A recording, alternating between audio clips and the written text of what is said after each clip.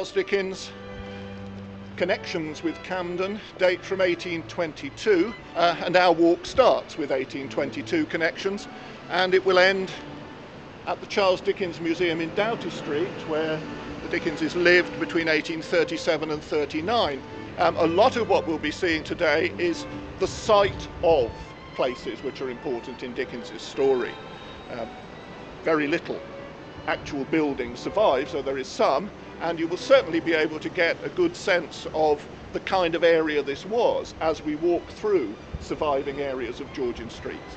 But the important place for us to look at now is what was number 16 Bayham Street. I joined my family here at number 16 Bayham Street in 1822 in the September, having completed my studies at the William Giles School in Chatham. Yes.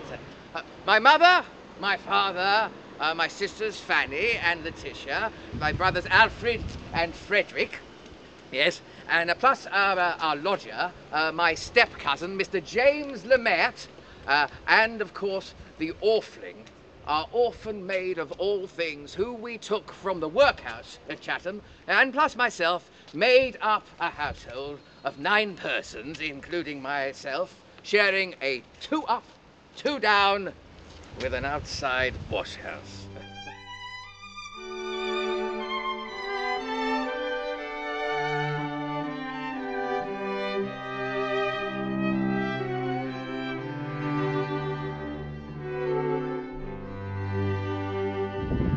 This area he called Camberling Town, Camden Town, and the part of it that he describes in detail he called Staggs's Gardens. So where we are now is Staggs's Gardens in Dombey and Son. After an unfortunate and much reduced circumstances of the past 3 years in which my education had been seriously interrupted, I was delighted to resume my formal studies at Mr. William Jones's school, Wellington House Academy. Our school was also remarkable for white mice, kept in drawers, hat boxes, covers of Latin dictionaries. The boys trained the mice far better than the masters trained the boys. All in all, I was indeed grateful for my time at Wellington House Academy, as it provided me with some remarkable material for David Copperfield's Salem House, in which the chief appears as Mr. Creakle.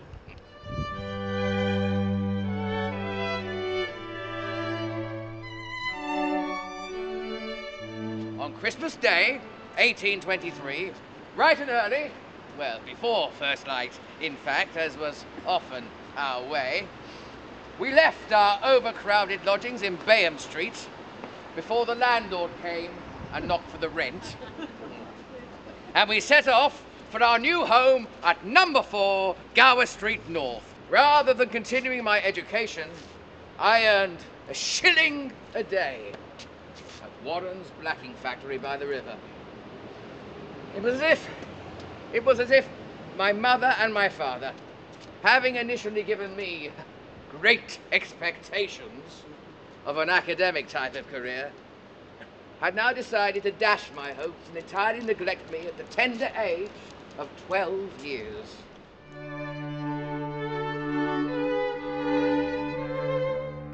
It was when Dickens was living here then, in the 1850s, that he wrote Bleak House, he wrote Hard Times, he wrote The Dorrit, he wrote Tale of Two Cities, began work on Great Expectations, massively productive, creative period of professional life.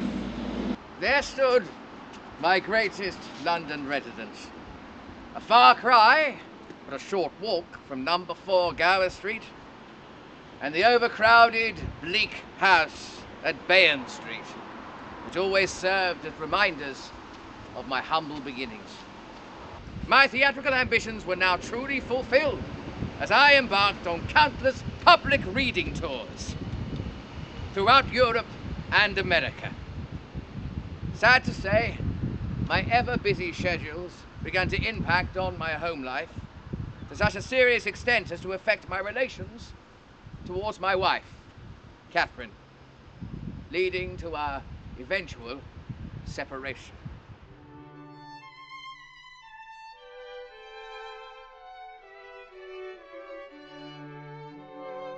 I took a lease here in 1837 for 3 years at £80 per annum. And it was here that my wife Catherine, my son Charlie and I made our first family home. What was Oliver's horror and alarm as he stood a few paces off, looking on with his eyelids as wide open as they would possibly go, to see the Dodger plunge his hand into the old gentleman's pocket and draw from thence a handkerchief, to see him hand the same to Charlie Bates, and then, finally, to behold them both running away around the corner at full speed. Stop thief! Stop that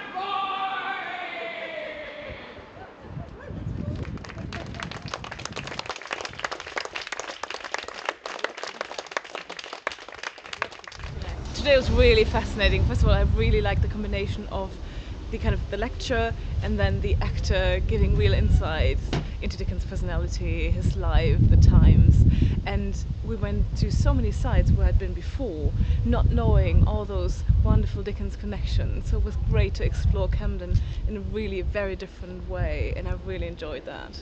What I really love about Dickens is the way he can take a story and have 5 or 6 different plots, all unconnected at the beginning, and intertwine them so that in the end they all come together and to make a glorious story. A lot of our society is understood by way of our writers. Britain's produced some great literary names, and although Dickens clearly didn't come from London, he was a Kent man originally, he probably depicted that time, the 1800s, which was a period of incredible expansion and development and a changing society, better than probably any other living or any novelist of his time. I never knew that much happened about Charles Dickens, and I thought it was really good.